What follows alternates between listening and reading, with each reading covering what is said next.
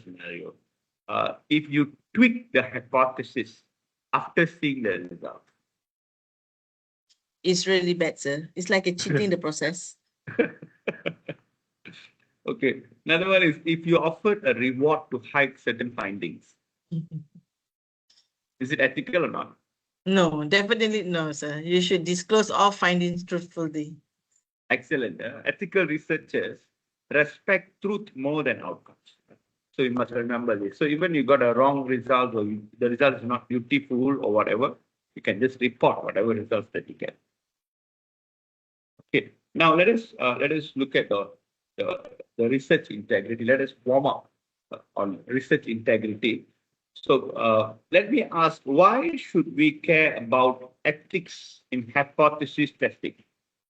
Oh, because the people really rely on research to make important decisions. Mhm. And if research is dishonest, it can be bad policies or harm to others. Well said. The goal of research is not just discovery. It's honest discovery. So next time we should explore how to write a transparent research report that includes limitations and also the assumptions. Yeah. Looking forward, sir. Okay. So great. So now let us go into the simple linear regression. So I think we have just done the discussion on the hypothesis testing chapter. Topic 8 is done. Topic 8 is done. Then we are moving into the introduction to simple linear regression. Okay. So okay. Now let me just start with the question maybe. Okay, maybe I will put it like this. We go into a very practical statistical method, which is on the simple linear regression. Have you heard of this term, simple linear regression before? Yes.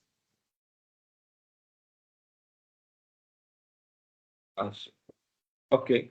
Yes, So, sir, but okay. So, because I heard some, I heard a few times, but never quite understand what is 4D. oh, I see. Okay.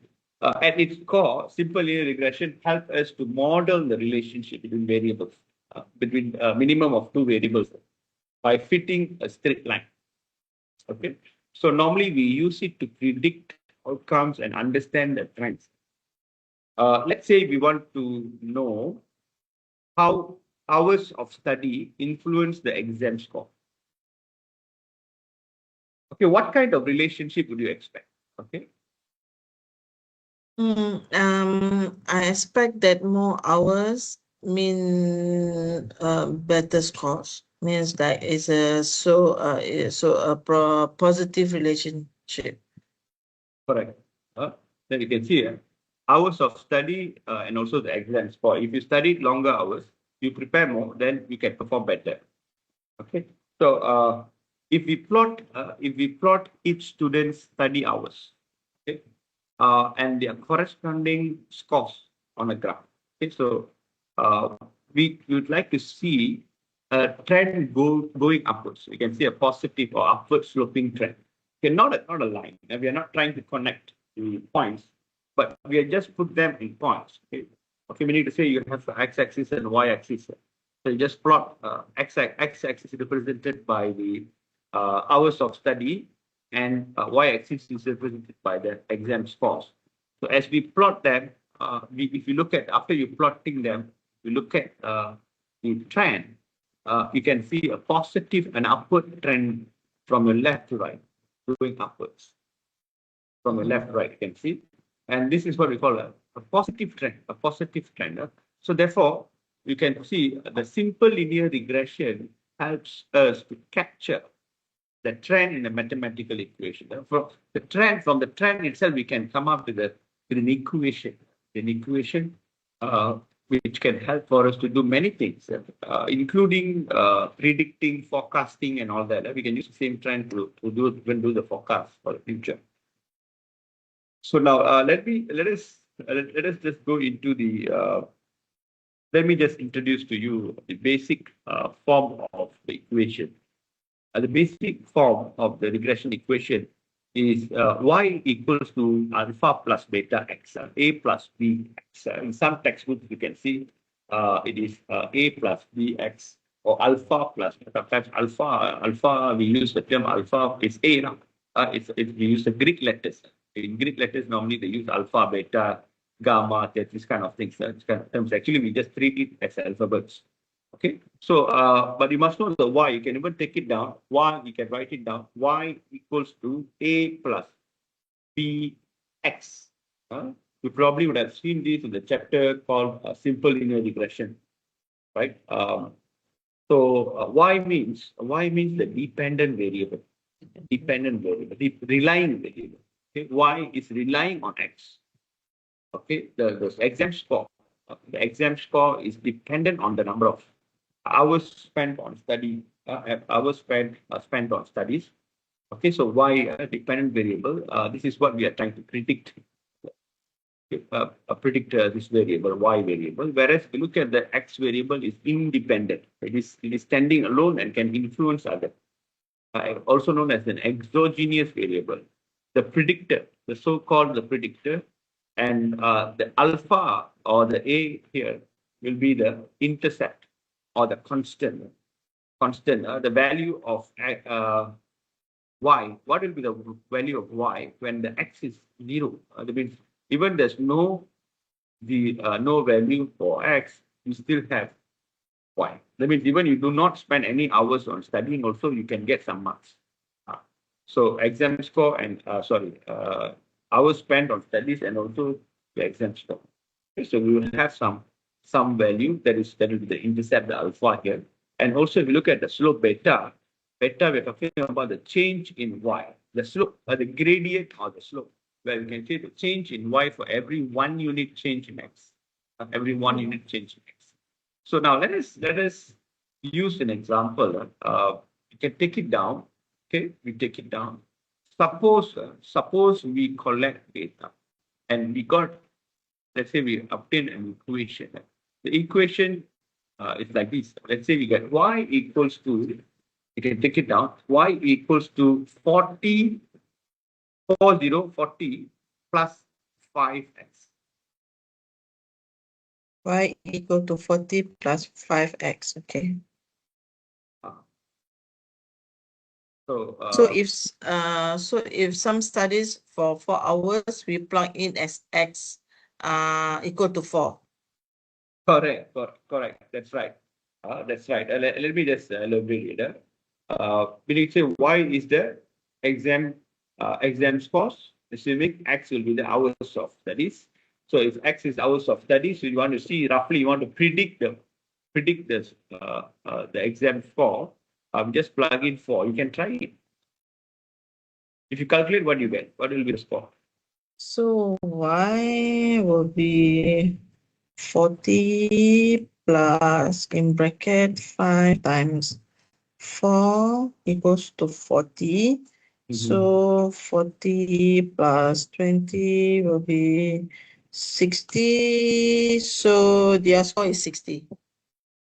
Fantastic. You're right. You're right. So and if someone studied for 10 hours, what do they get? 10 hours, 10, 40 plus 80 plus that is 90, sir. Very good. That's how we use regression to make prediction. So now let us go into maybe a quick homework for you, a hands-on practice and model building. Let's see whether you can do this, whether you can handle this or not. Okay. Let me just spontaneously give you some values. And then you try to use your calculator, or you can try to use any software. Try to calculate the equation, or maybe let me just give you the answer also. But you take it down. Okay, let's say we have x. I give you the x values, and Y values for the same examples where exam score is dependent on the hours spent on study or study hours, we can say. Yeah? So let's say the study hours X is 2, 4, 6, 8, 10. Simple values. Two number ganap. You just write there, put a two columns over there. Okay, column 1 and column 2. Column 1 you label as hours X, and column 2 you just label as a score Y. Okay.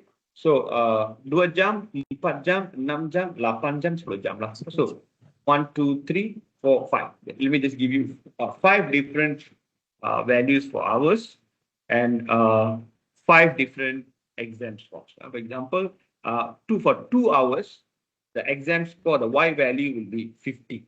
50% or 50. For 4 hours, the value is 60.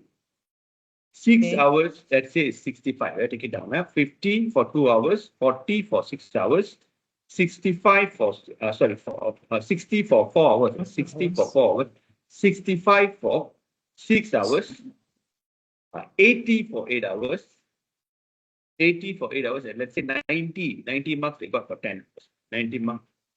Okay, now, if I use software formula here, let me just look at it. I use a formula for software. We can get the equation. You can try. You can check whether you're getting y equals to 42 plus 4.8x. So what does the 4.8 mean, sir? That's the slope. That's the slope for every additional hour studied. The score increases by 4.8 marks. And then the 42, sir?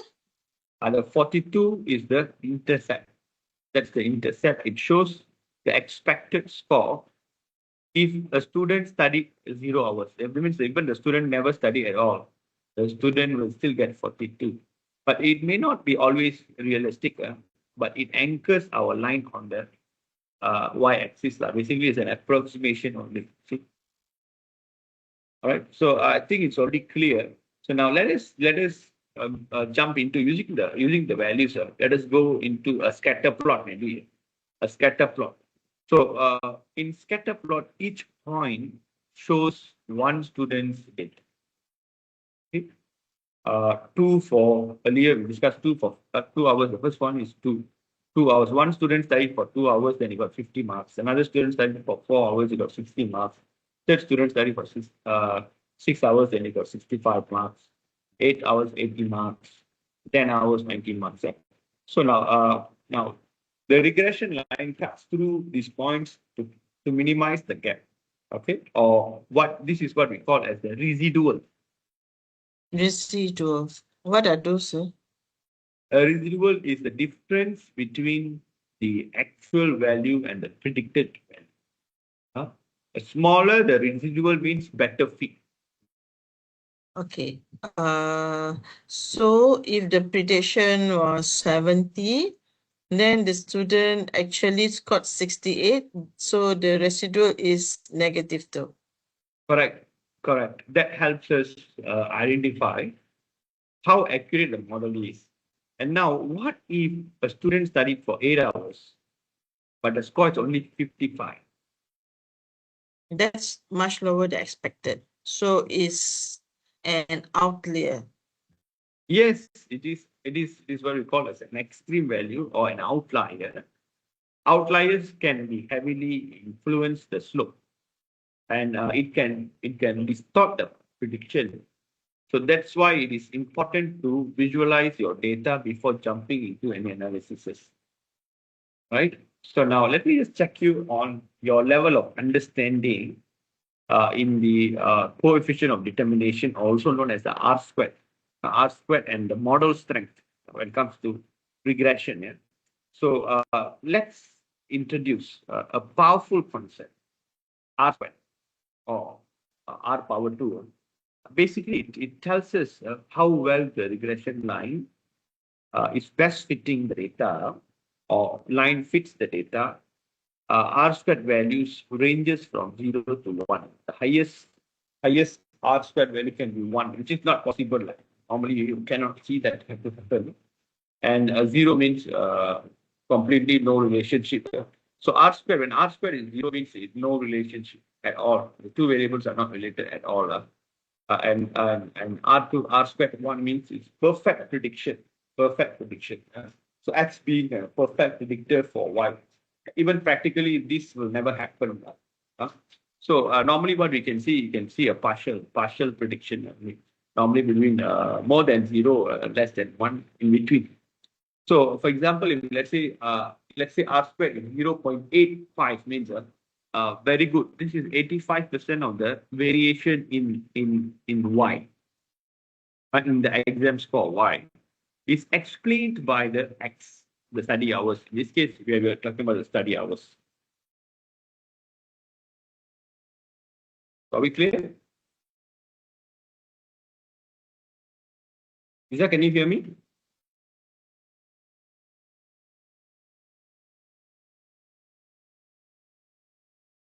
Lisa, are you with me? Can you hear me?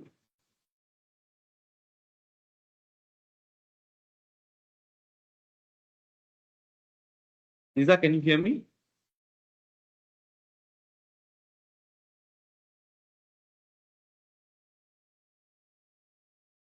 Can you hear me, Lisa? Sorry, sir. My internet problem. Okay, no problem. So I was talking about the R means that 80%, 85% just now. Yeah. So Of the 85% of the variation in the exam score is explained by the X, the study hours. So sir, the Yeah. higher the R2 is the better, is it? Yes, but we must be very careful. Higher R doesn't mean causation here. Okay. It only shows the association, the hubungan, Okay. association, the So- correlation. Yeah. So it's like an ice cream sales and shock attacks. So they go up together in the summer, but it doesn't cause by each other. Brilliant example. That's a spurious correlation, we call it. Fantastic. Good answer. Clear understanding. Great. So now let's practice. Let me just give you, going back to the previous equation that I gave you, y equals to 42. If you go back to the, look back to the equation, y equals to 42 plus 4.8x, y equals to 42 plus 4.8x. You can either take it down or you can go back to the same equation. So now, I want you to calculate the y, predict the y. Okay, predict y, you can take down. Let me do three predictions. So predict y, first one, question one. Predict y when x is equal to 7. Okay, that's the first question. The second question, predict y when x is equal to 0. The third question is predict y when x is equals to 15. Can you do that, Lisa?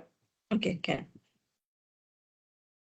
So 142 plus in bracket 4.8 times 7 means 42 plus 4 times 7, 33 points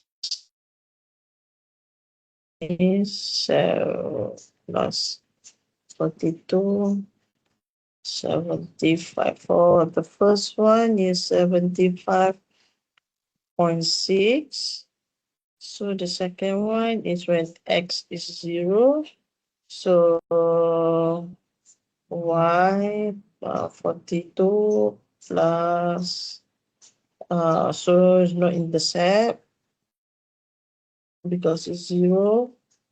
So number 3 is y 42 plus 4.8 times 3 is 15. So 42 plus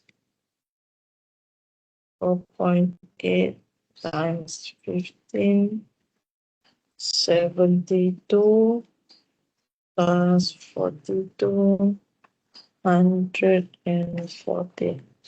So, sir, for the number one, when x is 7, so y is 75.6. Okay. Correct answer. So, okay. For number two, when x is 0, there is no intercept. Y is 42, but no intercept. Okay. No slope. No slope there. Okay.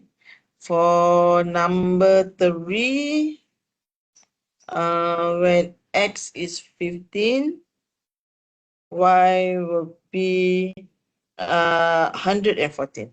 Fantastic. Correct answer. But so it doesn't make sense to predict y when x is 15 if we don't have any student in that range, sir. Can you repeat, Lisa, if you don't mind? Okay.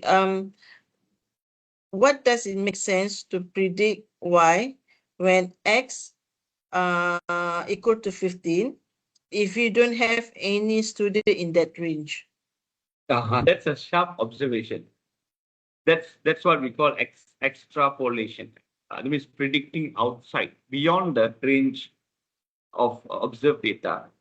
The problem with it is it is a bit risky, because we are going beyond the range of the observed data. But normally, it has some criticism where it is often unreliable. So it's safer to stick with the range that we observe. Absolutely. That ensures your prediction. Okay. So let's talk about great, good, very good. Let us talk about the ethical side of using the regression models. Numbers can be powerful, but they can also mislead. Okay, for example, you can see using bias or incomplete data, reporting only models with high coefficient of determination or high R squared. And that is one problem. Another one is hiding assumptions or the residuals or claiming causations from just using correlation. From using correlation, we cannot claim for the causation. So these are some issues here.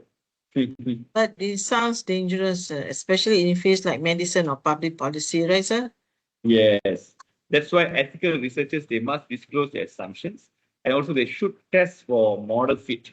They clearly discuss its limitations, and sometimes they also should avoid the p-value hacking or p-hacking, where they tend to run many models to get good results. That is wrong. And also they should maintain the transparency with the data analysis. So ethics is just isn't about not lying, but is about being honest with the whole process. Precisely. Good science is open, basically, and replicatable, and people should humble about it. Its boundaries, basically. Yeah. So great understanding, Lisa. So now let us just do a quick recap and let me just do a knowledge check. This is by throwing some questions. So I'll ask you and you answer. Okay, so now first question to you. Um, what does the slope in a regression line represent?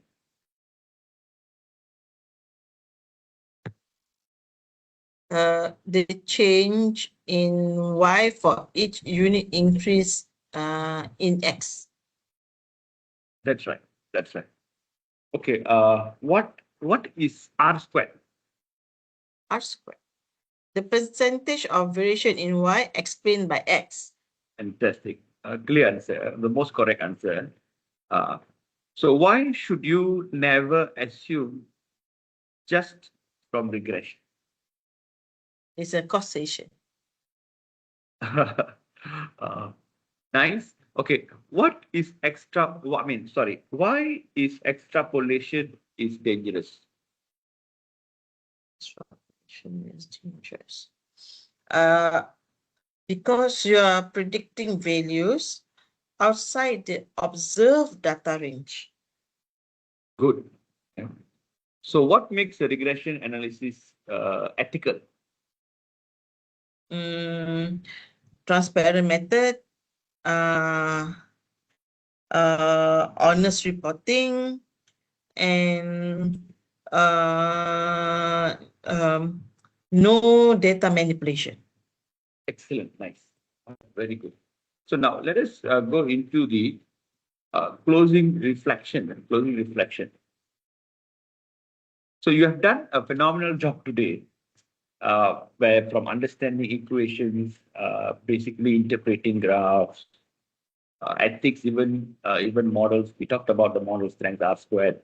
This is the full package actually. Yeah. Thank you, sir.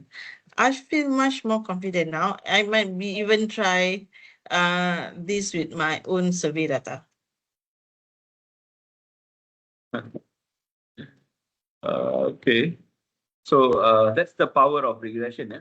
It connects real life with mathematics. So shortly, in future, you should be able to look at how Python works or Microsoft Excel. Right? Okay. Now, what we do, we take a short break. Okay. We take a short break, maybe about how long do you need it for you to digest? How long? Can 15, sir? Okay, you can take about 15 minutes break. So during your break time, please study on the sample correlation. Yeah, I would like to just go through the lectures, go through the formulas and everything. Not the lectures, the scene and the formulas, everything. So we will have some discussions on the chapter. So once we are done with the discussion of the chapter, I will be showing you a quick analysis of regression. I'll be showing you analysis on data analysis using Excel. Basically, I'll be showing you data analysis using Excel after our discussion. Yeah. So now we can take 15 minutes break from now. Okay, thank you, sir. Thank you.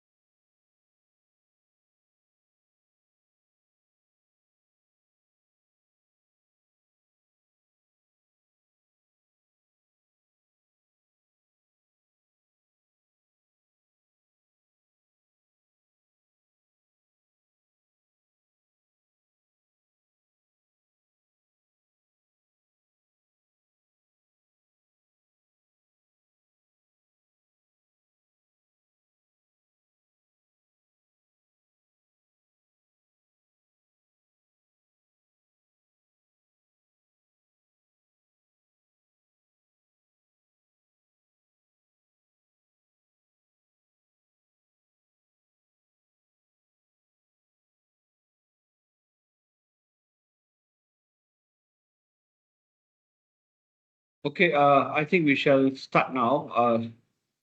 While waiting for Lisa, Ikmal is here. So Ikmal, as you requested, I got your email asking me to show you on the data analysis using the Excel. Yeah, so great. So now let me just quickly show you how to analyze the correlation and regression.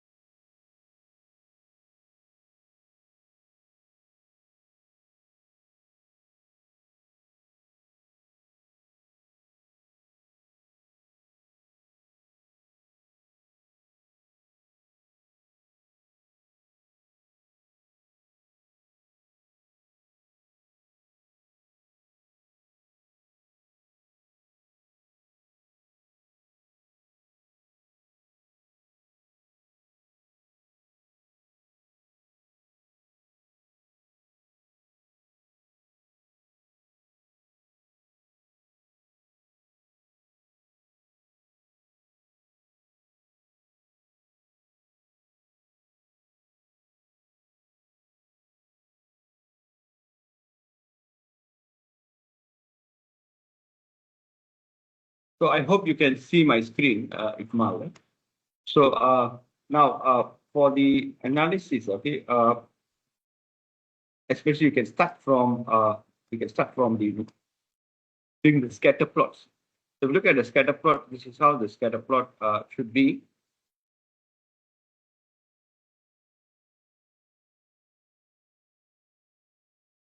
So we go back to the question paper, you can see there are three main variables that we have. Just a minute. Just give me a minute.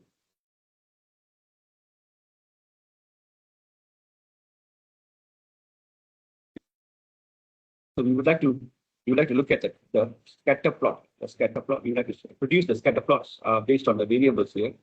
So I'll be showing you how to do the scatter plots. And also, if you look at here, this will be the answer for the regression equation, where we have the coefficients here. You can find the coefficients over here. So these are the coefficients and the standard errors for the coefficients. And we have the p-values in the regression analysis.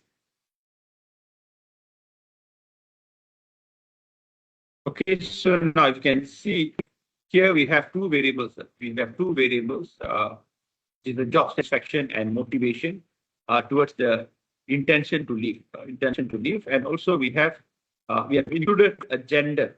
We have included an additional variable, gender, to as a control variable to look at the robustness of the result. Okay, so now let me just show you the data one more time. So you can see this will be the data set. This is the data set I gave you. So we have about 50 participants, 50 respondents for this data. So the N is equals to 50, which is more than 30 observation. So it means there will be a normal, the normal distribution is confirmed there because we won't have any biasness in terms of a normality. And next we can see we have the gender. We have the gender. So you can look at the coding key here. So you can look at the participant numbers, the employees gender, the employees, the one for the men and two for women. And you can see the participant's age. This variable shows the participant's age and type of contract over here. So the type of contract, you can see one for full-time and two for part-time, highest education level completed, zero for no formal education, one for some high school education completed, two for high school diploma, three for professional diploma, four for bachelor's, five for master's level of education, MBA, MA, Master of Arts, MSc, then six for PhD. So this is the respondents' level of education completed, and also we have the scores for the job satisfaction, turnover intention, and also motivation. So mainly we are looking at these variables here. We want to look at the relationship between the job satisfaction, turnover intention, and also the motivation for the correlation. We're looking at the turnover intention. We want to look at the correlation between the turnover intention, job satisfaction, turnover intention with the motivation. And one more set, we want to look at the job satisfaction and the motivation. We want to look at the correlation. So before we go into a formal correlation analysis or formal test, so the basic way or the preliminary test for the correlation will be a scatter plot, stimulating or producing scatter plots. So that is what we can see here. Okay, and shortly I'll be showing you how do we get this correlation. So for that, what you can do is you have to get this cause, your motivation, intention to live, motivation, job satisfaction. Okay, and also intention to live with the job satisfaction for you to get the correlations. So you can see we have 3 sets of data. So in Excel you must place your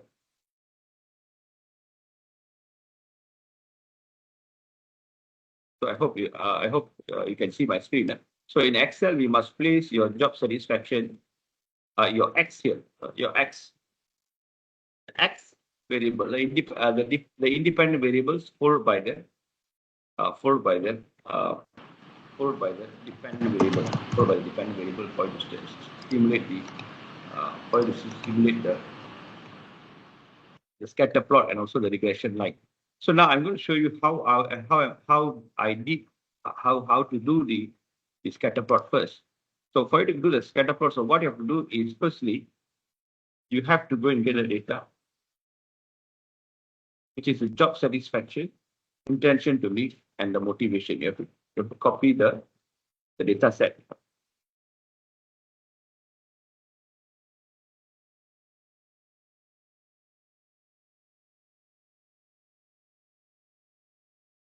Okay, so you just copy the data set and go to new sheet, and what you do, you paste them.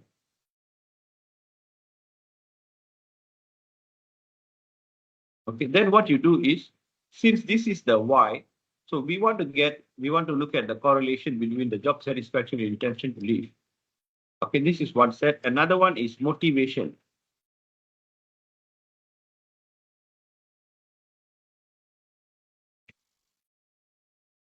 Motivation with intention to leave.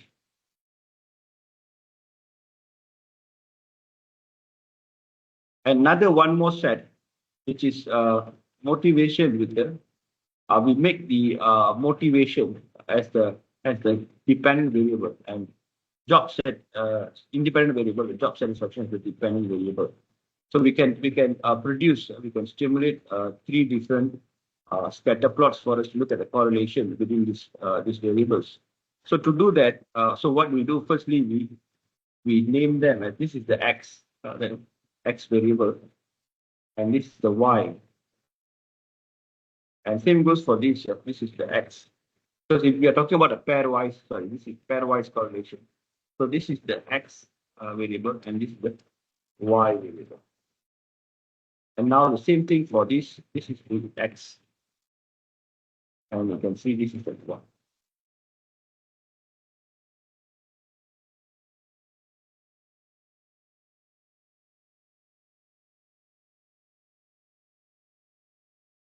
So with this, what we can do is we can produce the. I hope you can hear me. I hope you can see my screen.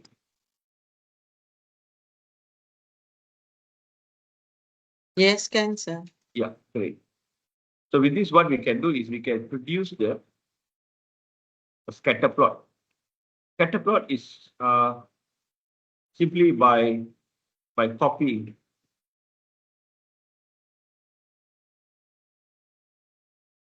this data. Just go to insert and go to the recommended charts. You can click the recommended charts, but what is recommended is you go for insert scatter X and Y here. Just click for the scatter, so you can see the scatter plot. And y, since you put this y, intention to leave, so y-axis, this y-axis will become your intention to leave, your x-axis will become the job satisfaction in this case. So you can rename it. You can rename it as the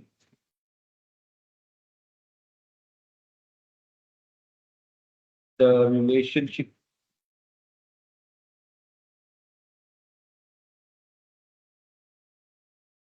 job satisfaction.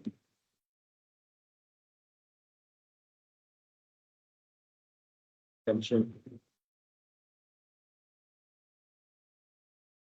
So now with this, from here, what you can do is you can also come up with the trend line, the regression line or the trend line which we discussed earlier. So you can get the trend line here, but what you can do is you click more option. You don't click the trend line here. You go for more option. Click here, click the arrow here down here. So you can see the more options. So go for the more options here, and you select linear, and also you tick for the display equation on chart, and also display the R squared, which we discussed earlier. So as you do this, so you can see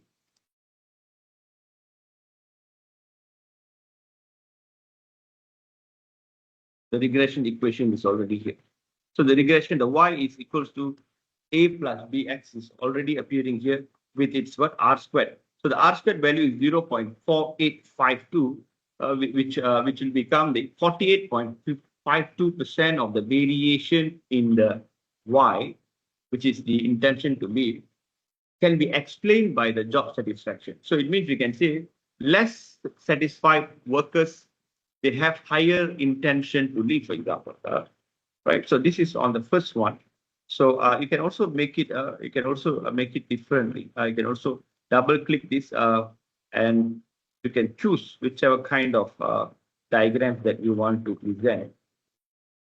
You can choose like this, or you can change the layout to be like this. If you want it to be like this, then you can change it like this, or you can also look for any other designs, types of designs, chart designs. You can adjust the chart designs, in other words. Okay, like this, or whichever that you think it is nice to see for you. So maybe I would like to use this. This is something new, latest, and looks different. So with this, so what you can do is you can try to explain that there is a negative relationship. Basically, you can see why, because you can see the plots. The scatter plots is downward trending. It is downward trending from your left to right, from your left hand side to right hand side. You see, is it going upwards or downwards? If it is going downwards, then you can clearly see there's a negative. Or with a regression line here, you can see a regression line here, straight line is going down. Dia pergi ke bawah, that from kiri to kanan, from your left to right. So you can see negative sign, and also you look at the slope here, it's also negative slope, you can see here clearly. So what we can do, we can just put this aside. So once the first diagram is introduced, you can even minimize it. You can take this diagram before you copy this. You can copy this and paste it in your assignment report before you do the conversion. What you can do, you can put them aside here. The same thing for the second set. You can just copy the whole of the data. Go for the insert, scattered. Do the same. Change the title, the relationship between this one, the motivation and intention to leave, between motivation and intention to leave. Motivation and intention to leave. So same thing, you can change the design that you want, and go to plus, then you can look for the more options.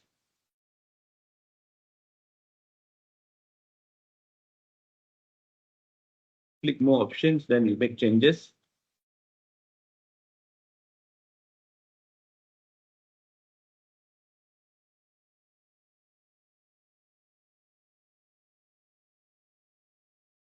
make sure you select the linear and also click display equation, display R square.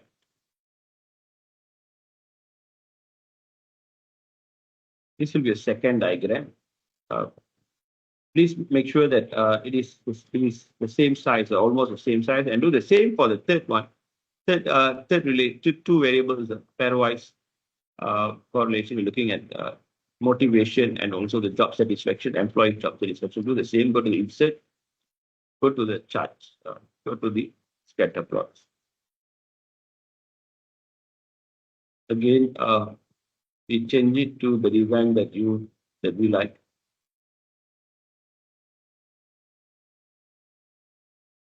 So you can even copy paste from here.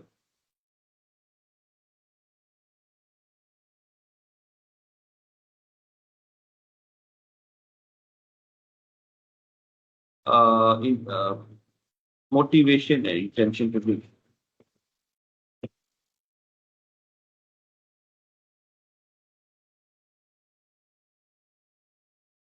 And job satisfaction. And go for the resize the diagram.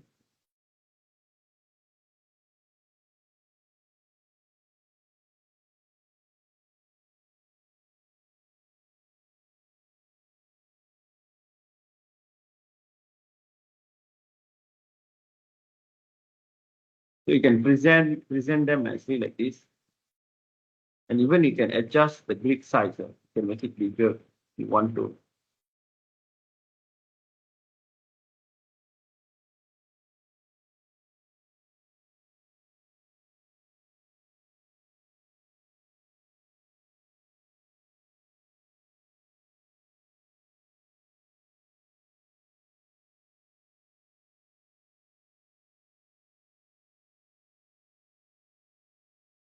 So next we should be able to interpret.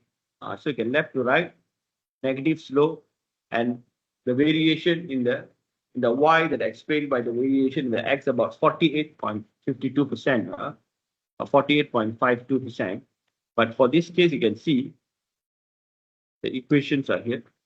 You can even make it a bit bigger if you want to. So you can see the variation is variation explained. The R squared value is very low here, 18.65%, 19% only. And for this case,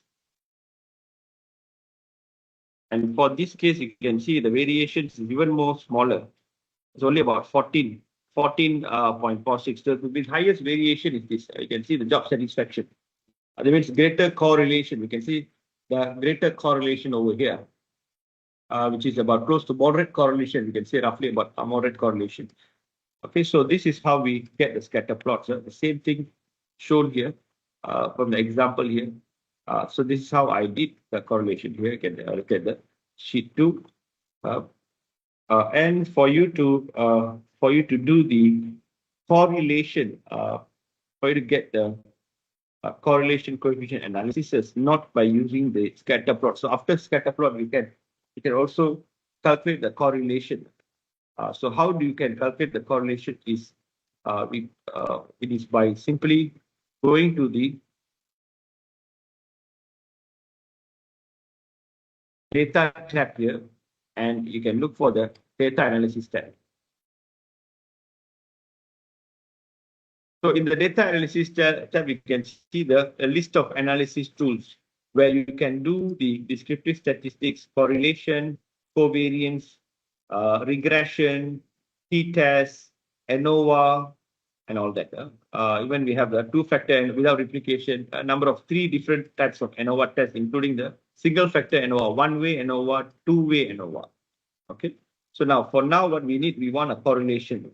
So we click here. So it will ask us to put in the input range. If you want to put in the input range, so we can just select the input range from job satisfaction, intention to leave. Just select the whole of this.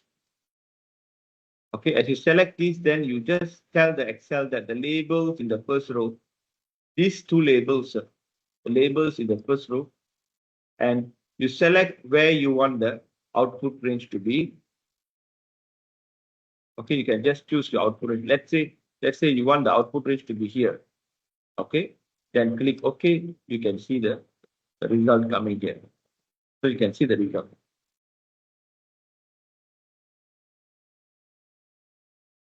So the correlation coefficient is about negative. The negative relationship is about 0.7. Very strong. Sorry, you can say strong correlation. You can say it's about strong correlation. And for the second correlate relationship, it's the first relationship, second relationship, and third relationship. We can do the same thing. So you go back to the data analysis tab, then you look for the correlation and test.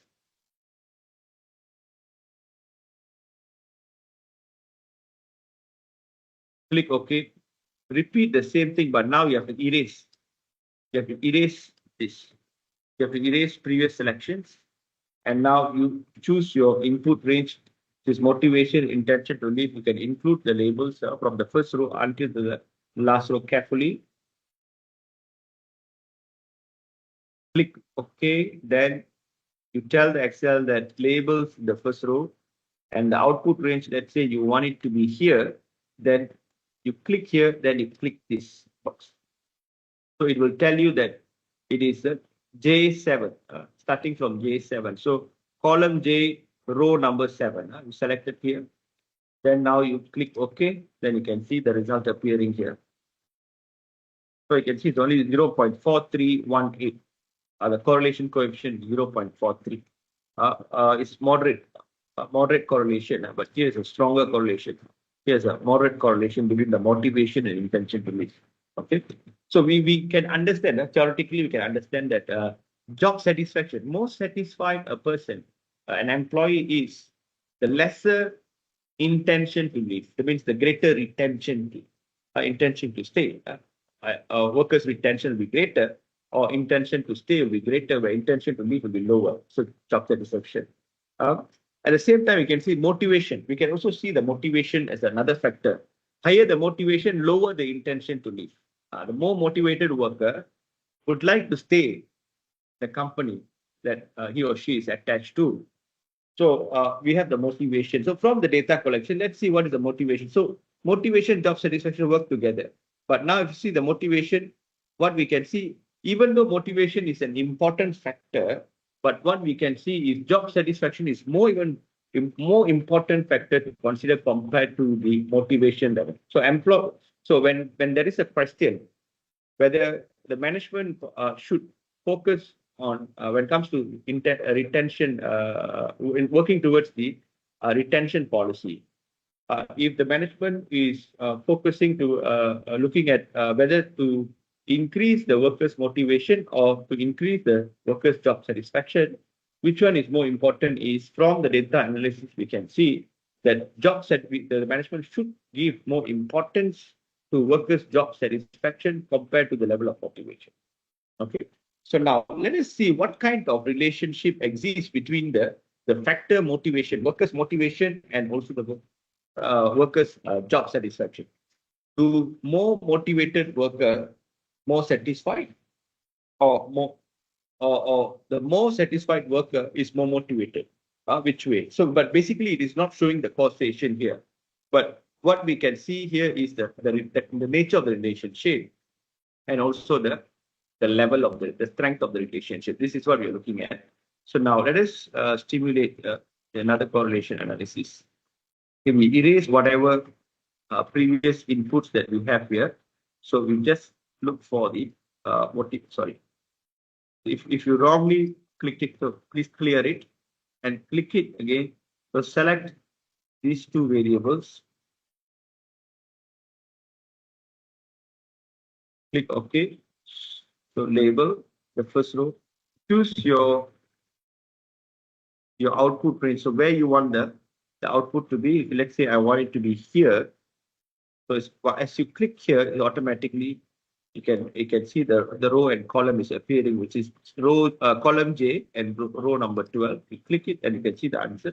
You can see the correlation between the level of motivation and job satisfaction is weak. We can say it's between moderate to weak. It's 0.3 smaller. But if you look at the nature of the relationship is positive. it is positive relationship. Okay, but if you look at the level intention to leave and job satisfaction, these are negative. So this is how you can explain. You can explain your correlation, your scatter plot with the correlation. This is considered a formal correlation test that you have conducted. The hypothesis, we can say there's no relationship between intention to leave and also job satisfaction. The alternative will be there is a relationship exists. So this is how we analyze it. Now let me just show you how do we do the data analysis for the regression here. So regression is the same thing. So for the regression, so what we can do is we can take all of them together. Let me just show you.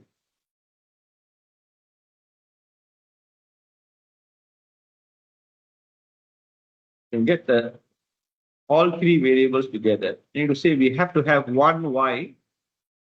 Job satisfaction is the first independent variable. Motivation as the second independent variable. So we leave the gender aside first. So we estimate two models. The first model is a regression model. The second model will become, first model regression without gender. Second model including gender as a control variable. Yeah. So now with this, what we can do, we can go for the data analysis tab. We look for the data analysis tab again. Go to the data tab, then look for the data analysis tab over here. Then look for the regression analysis test. Regression test. So for the regression test, so what we have to do is we have to include the y range. Y range. So y range we have to put here. This is the y. So we select the y. And for x range, we also select the x. And labels, output range, let's say I want it to be here. And if everything is okay, just click OK. So you can see the results are out.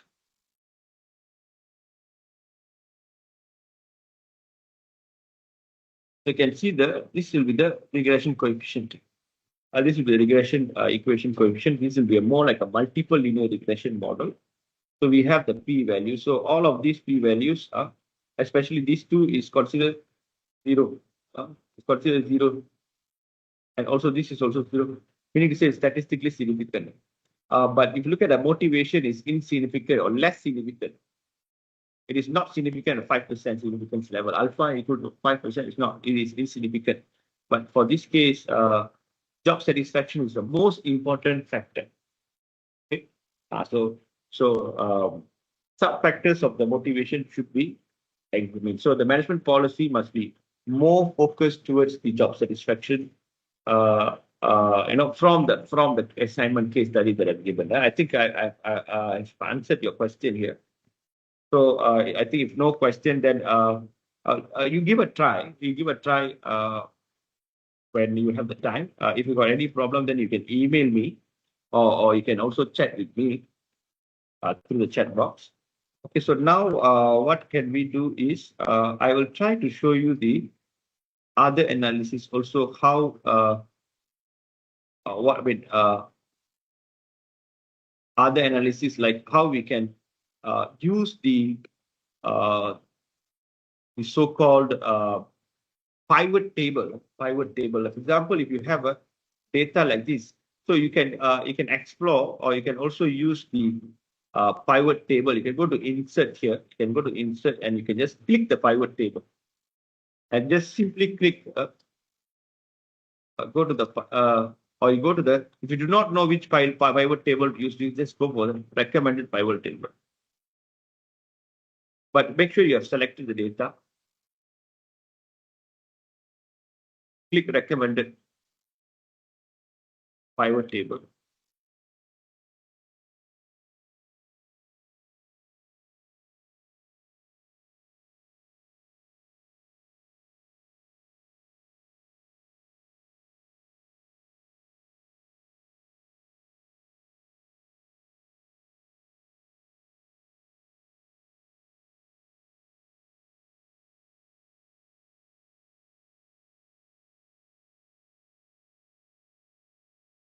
So why it's not working?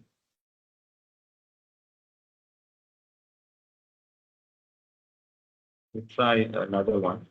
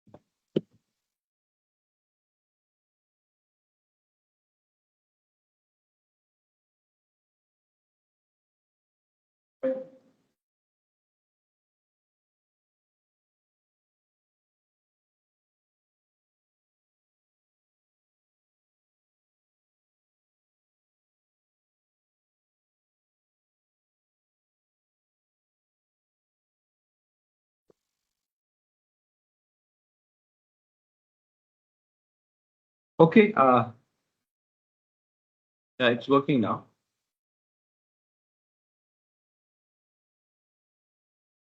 So the same thing. So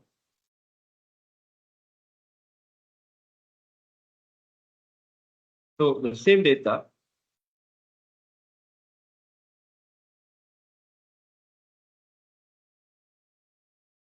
So what you have to do is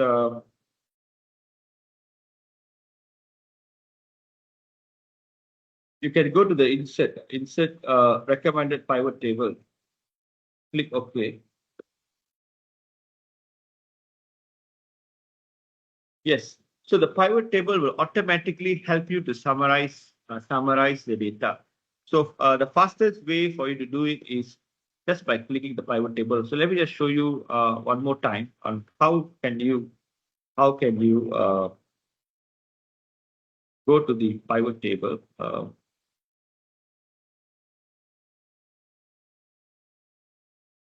Go to insert, then you can click recommended. So recommended, what you will do is select the table range. Table range is select from the whole data. Click here and click OK. So it will ask you which type of pivot table that you want. Okay, you can choose any type of. So let's say you are going for this. Just click OK. So you can see it will automatically summarize for you as you click on this. So you can choose whichever variables that you want. Let's say you want to do the variables. You want to look at the age and also gender. You do not want. You want to summarize the age and gender. So you can see, just click age and gender, and if you want to sum it or you want to put, you can change the value, whether you want the total or you want the average, you want the count. If you want the count, just click OK.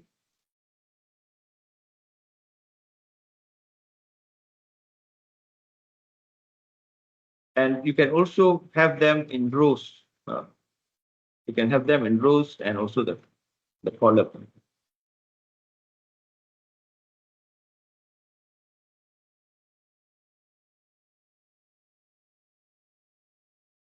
And if you want to include a type of contract, you can do like this. And include the education also. And you can try to, since your gender, your age is not a categorical variable, so you have removed your age. And maybe you can talk about the type of contract and also gender. Okay. So you can look at the type of the contract and gender. So this is how we can summarize. And if you want to come up with a diagram, you can also insert. You can also go for the recommended charts, and click OK. So you can see this is how gender. I mean, this is how the row, the sum of gender and type of the contract. If you don't want the sum of the gender, you can also go to the sum of the genders here and change the field setting you want to go for the average of count. You can see how many row one type of contract and also the count of gender. So you can see you can produce a diagram over here. Or if you don't want a gender, then you can also go for the level of education. Level of education. So if you want an average, you can also do the change skill setting here. Go for the average.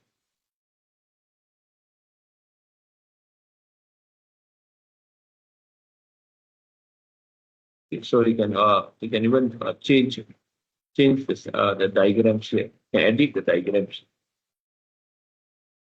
So you can try to use the pivot table, or you can also do it manually. If you want to do it manually, you can also do it manually, especially for the categorical variables. You can see I can do it manually by just simply sorting them. By simply sorting them. So for example, you can just do the sort filter. You can just select this and go to the sort filter. So as you filter it, you can also get the count for only male. Okay, how many males we have? We have 10 males. So you can see the statistics below here, 10 out of 50, 10 males, the rest all female. Okay, so since we already know the count, so what we can do is we can produce the diagram. So how we can produce the diagram? We can open up a new table. So how many males? Male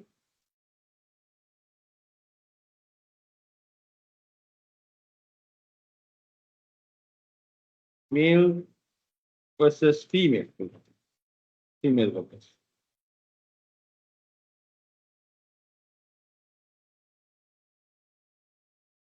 So we can get the count. So the total.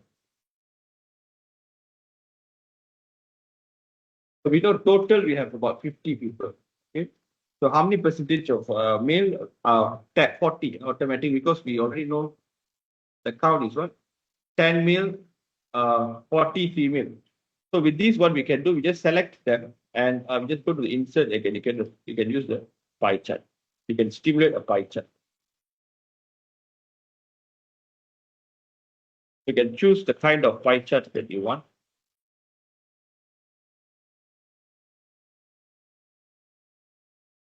So this is an example of how you male and gender. For the factor gender, or maybe you're going to show the fractions. So how many percent of them are male? How many percent of the workers, the gender of the employees in the company that we are looking at? So 20% male. About 80% of the workers in the company X is female. That's how we can present. So now we can also show. We can also do a manual sorting for us to identify how many of them following a type 1 contract, type 2 contract. So you want to sort for the type of contract. So type of contract we have 1 and 2. So how many of them contract full-time job, full-time and part-time type of contract? So 37 of them is 37 out of 50. The total is 50. 37 of them are number 1. So type of contract, so we can see full-time workers, part-time. So full-time is 37. Total we know 50.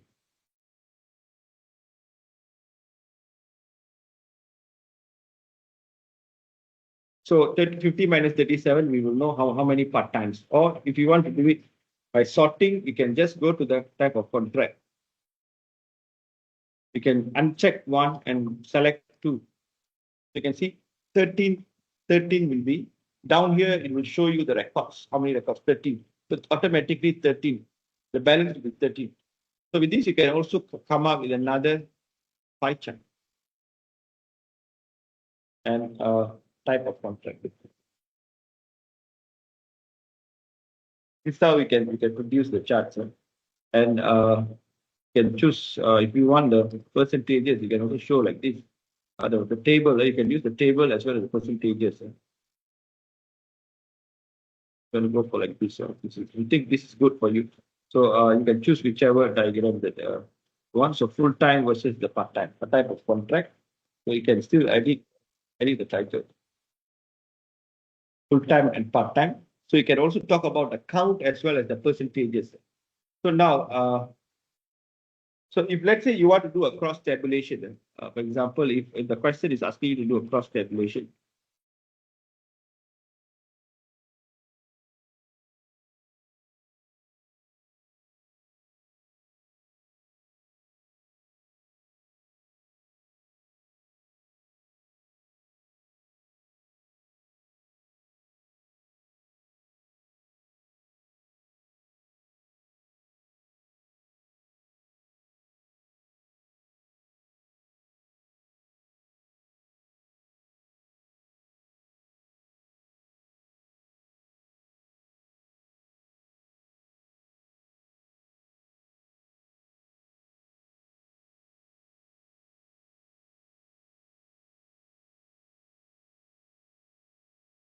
so if it is asking you to do a cross tabulation means we're going to tabulate together.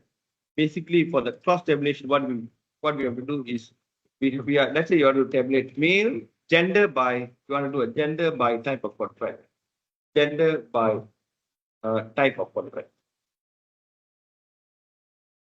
So let's say you want to do the cross tabulation.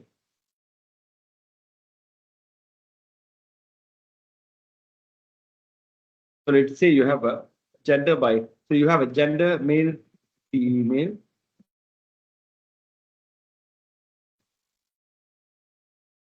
and you must put in a total over here. So let's say you got a contract, type of contract, let's say you got a full time and part time. And you have to put in the total over here. That means we want to see, specifically, we would like to look at how many, this is what we call a cross tabulation. We can do cross tabulation for categorical variables only. So we have two categorical variables here. So earlier we looked at the totals of full times and part times, totals of males and females. So we can go into the cross tabulation where how many male are full time, how many male are part time, how many females are full time, how many females are part time, and we're going to look at the cross tabulation here. So how to do this? By simple sorting only in Excel. We go back to the Excel, make sure we clear all sorting, clear everything first. What we do without even using a pivot table. So we clear again one more time, make sure we have cleared everything. Okay, all of these will be cleared. So now what we do, we are just targeting the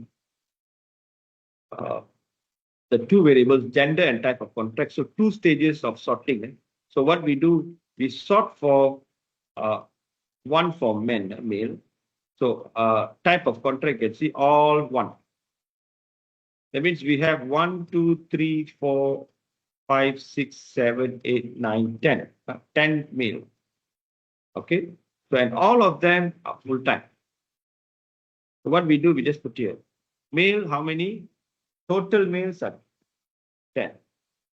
Total females are 40. So how we get the total here? We got the total from here earlier. Okay, we know from here. And we know total full time, including male and female, is 37. Total full time is 37. Total part time is 13. So grand total is 13 plus 37 is 50. So it is matching. 10 plus 40 is 50. This is matching. So this is how we do the cross tabulation now. So now out of 10 males, all 10 males are full-time workers. And we found zero part-time. This is how we do manually. And out of 40 females, now we want to find out how many females. So, or we don't need to even find out. We just fill in the blanks here by using our simple maths. Okay, like 37 minus 10 is 27. We don't need to fill. We need to do an analysis here. 13, 0. 13 minus total is 13. 13 minus 0 is automatically we know value here. So with this, what we can do is we can just select this. No need to include the totals here. Excluding the totals, just select this, go to insert, go to recommended charts. You can choose the charts that you want. So this is how it looks like a cross tabulation chart.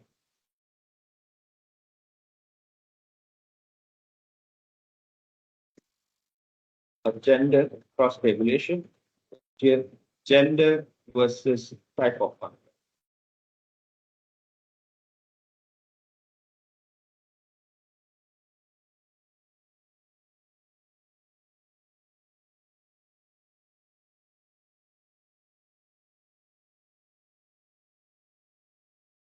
So if you want to change this diagram, so if you're not really happy with the diagram, you want to make changes to the diagram, so you can look for other kind of diagrams here. Whichever diagram that you think is nice for you.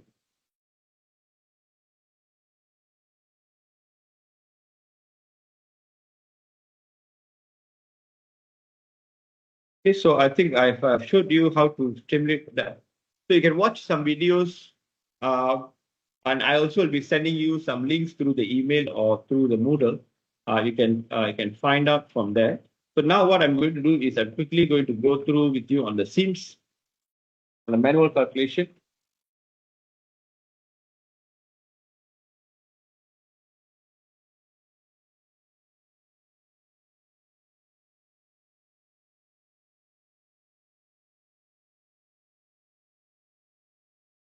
So I think for the earlier session, I think we have already discussed on the topic 9. I think we have just discussed topic 9. If you look at the SIMS here, we have already discussed on the topic 9 on the simple linear regression. We discussed about a prediction. We also discussed about a line of best fit. Some questions and answers we have discussed. And also the correlation, positive correlation, negative correlation, no correlation. This just in case when you want to interpret, you can go back to the correlation. Whether it's upward sloping or downward sloping, or there's no trend. If you can't find any trend, then you can say it's no correlation, where we need a formal test to confirm on this. Remember, I show you in the Excel. This is the scatter plot that we're talking about. Basically, if your scatter plot shows like this, okay, then you can conclude positive trend, a positive correlation. If your scatter plot it shows like this, then you must say it's a negative correlation. Okay, if your scatter plot like this, and when you come up with a straight line and it is mandata, it is a horizontal line, then you can say it's a no correlation or zero correlation. You can suspect for no correlation or zero correlation. So I think we have done the self checks and everything, and also the least squares method we have just discussed. All right. So now shall we continue our discussion for a couple of minutes? Okay, shall we continue with the discussion? Can, sir. Okay. You'll need unauthorized first. All right. So now the topic is basically on the sample correlation. So we're going to look at the. I'm going to discuss on understanding the concept of correlation. Are we ready?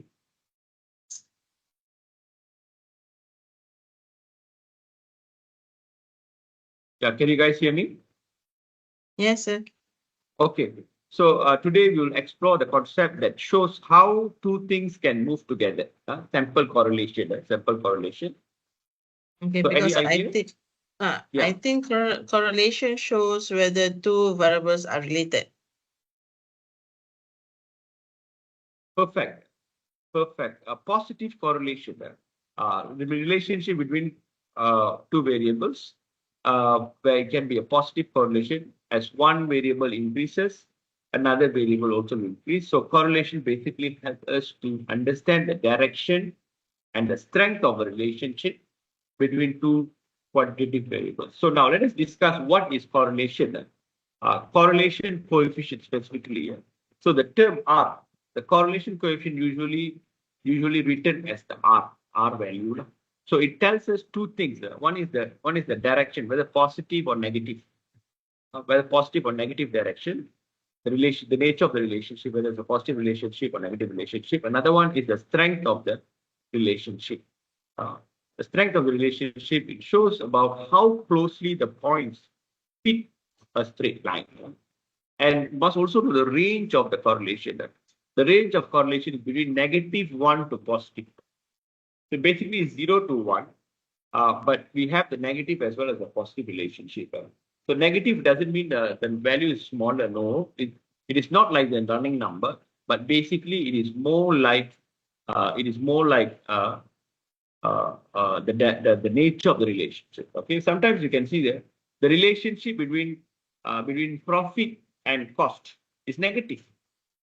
The relationship between profit and revenue is positive. We cannot say positive is always better than negative. No, the nature of the relationships, they are negatively related. These two variables are positively related. So that doesn't mean the negative value. For example, in running number, we say 0 is a greater value compared to -1. Or 1 is a greater value compared to 0. That is a running number. Okay, now, when it comes to correlation, it is a correlation coefficient. So the term coefficient means Pekali. It's a coefficient that showing us the nature of the relationship. Okay, the type of the relationship, how the two variables they are related. Okay, all right. So when we talk about +1, it means the perfect positive correlation. -1, perfect negative correlation. 0 means you get no correlation. Okay, so if R is 0.8, sir, the two variables are strong related, sir? Exactly. And they move in the same direction. And now, what if R value is equal to -0.9? Okay, that would mean a strong relationship, but if they move in, but they move in opposite directions. Well said. Correct. That's a strong negative correlation. Right? So now let us talk about how to interpret the correlation coefficient. So let me just give you some values and you try to interpret. Okay, so I give you, let's say, 5 different R values. So the first one is R value equals to 0.98. It's a very strong positive relationship. Very good. Fantastic. If -0.72, it's a strong negative relationship. very good. How if the R value is 0.10? Is a very weak positive correlation, but it's almost done. Almost none, sorry. None, yeah, almost none, yeah. So how if R equal to 0? No relationship at all. No relationship at all. And let's say, okay, let's say if R is -1. No, it's a perfect negative correlation. Yes, 1 means perfect. So -1 is perfect negative correlation. Fantastic answer. Now, be careful. Correlation does not imply causation. This one you have to remember. So now let us move into the real life examples and applications on correlation. Let's explore the real world correlations. I'll list a few pairs of variables here. You tell me whether you would expect a positive correlation or a negative correlation or no correlation. So first case, let me just give you a first case scenario. Hours of exercise and weight loss. It's a negative correlation because more exercise, less weight. Great, correct answer. More exercise, less weight. Less weight. Okay, so let's say I give you another example, which is number of TVs in a house and household income.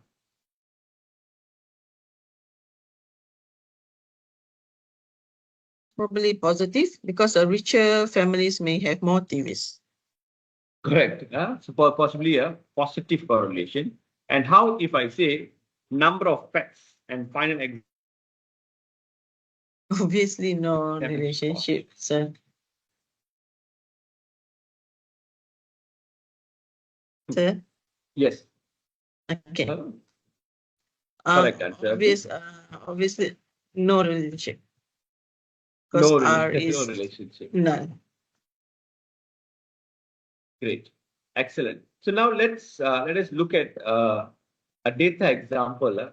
I just give you the study hours and exam scores. We go back to the previous example. Let's say we have 1, 2, 3, 4, 5. Just take a simple running number of 1 to 5 for X values. 1, 2, 3, 4, 5. And exam score 1 for 50. You can take it down. 1 for 50, 2 for 55, 3 for 65, 4 for 70, and 5 for 75. Okay, so you can see a pattern there. So what pattern we can guess? We can see the greater the number, the greater the exam scores also. So this shows a positive linear relationship. So if we are Yes. calculating R for this data, would it be close to 1? Because the points it are would be, going yeah. up together. Yes, exactly. If you plotted this in a scatter plot, it will be almost a form of straight line for your information. So now, the formula, I think you have already seen the formula in the sheet, the self-instruction material. Yes. The formula, you can see the R value formula. So I think I'm not going to tell you the formula. Okay. Okay. So, but although the formula looks so complicated, we normally use a software or calculator like to calculate most of the time. But you should also understand what you are doing. Yeah? So it's Yes. basically the numerator of the formula is the covariance. Covariance, covariance and divided by their standard deviation. So covariance of X and Y are divided by the standard deviations, the product of standard deviation. So for now, let us take a simplest example. Let me just give you X values. If I give you X values of 246, okay, you can just take 246. X value equal to 246. Y value is 369. 246, 369. Okay. What can you see? Okay, I can see that both variables go up together, sir, so the correlation should be close to +1. Exactly. This is a perfect positive linear relationship where you can say R value is equal to 1. It's exactly the same. So now, ethical issues are sometimes misinterpretation and also cautions when it comes to correlation. Now, let's look at the ethical side. Adiza, why might it be dangerous to misinterpret a correlation? Okay, so if we can say one thing causes the other when it doesn't, it might be wrong decision making. Like blaming video games for poor grades without considering other factors. Brilliant. That's a co-founding variable. Maybe students who play video games also sleep less. That affects the grades. So common mistakes in correlation analysis includes like inferring causality without proper evidence, or ignoring lurking variables, or over-interpreting weak correlations, cherry picking data to show stronger correlations. So all these are common mistakes. So we must use correlation carefully, especially in public reports, sir. Yes, transparency is important. So ethical analysts, they normally disclose full data set, avoid exaggeration, and also state limitations in the analysis, and also they use correlation when one variable are quantitative and linear. So shall we wrap up final practice? Sure, sir. So we will end with this final practice. We will stop with the final practice where I will give you some questions, then you just try to answer, and we will stop here. Okay. So Okay. let's wrap up with the review. So what is the range of R? It's from -1 to +1. Nice, fantastic. So what does a correlation of 0 mean? There is no linear relationship. No linear relationship. Correct. So what is the main rule about the causation? Correlation does not imply causation. Great. What does a negative R mean? As X is increases means that Y it decreases. Fantastic. So last question, should we extrapolate from correlation graphs? No, because the correlation describe what exists in the data, so means that prediction need regression. Great. So I think we stop here for today. Great discussion. So thank you very much for joining, both of you. Thank you so So much, have sir. a great I day. Yes, sincerely thank you. appreciate the knowledge that you have shared. Thank you, sir. Thank you, Diza. Thank you, Ikmal. So we shall end the session for today. Okay, thank you, sir.